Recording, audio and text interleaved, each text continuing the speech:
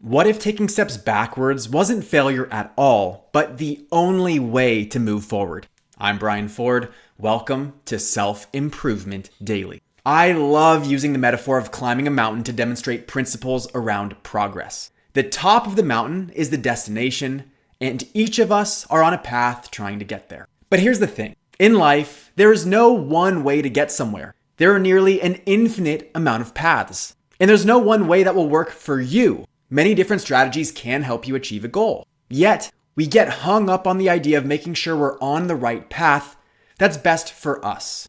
And what I've found is people waste so much time deciding what path to go on that they miss all of the positive progress they could have made had they committed and just gone. Maybe you've heard the expression, you have to go back to go forward. And I have issues with it. While it may seem like you're undoing your progress because you end up right where you started, it doesn't mean that your effort was wasted. When hiking a trail, someone doesn't walk backwards. They turn around and walk forward in the opposite direction. In reality, that's often necessary because there will be obstacles. Let's say you encounter a locked gate blocking the way and you can't get past it. When you started, you didn't know the gate was there. It's only once you got there that you acquired the information you were missing. You didn't know what was required to succeed on that path. Before you get started, by all means, you should ask people who've gotten to the top of the mountain before and have them tell you what you need to know. You should do your research and make sure you're prepared. But the path is never the same twice.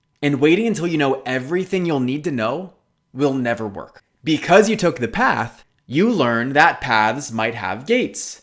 So you go back to the bottom to grab a ladder that you bring with you.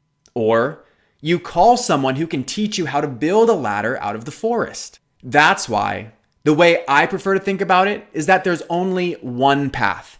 And on that path, you only ever go forward. Sure, taking that path might lead you in what seems like the wrong direction. It may take you downhill when you know you need to go up. But if that's the only path, then the only way to get to the top is by continuing to move forward. One step forward is one step closer to the top, even if it's a step downhill. I share this to remind you how important it is to take action, show up, and do the work. That's the only way you get the critical feedback you need to increase the likelihood you'll be successful. It reveals what it actually takes to make progress in ways theorizing never could. And if that's what you want, then that is the path ahead of you. So take a step. I'm Brian Ford, and you grew today. Let's do it again tomorrow on Self-Improvement Daily.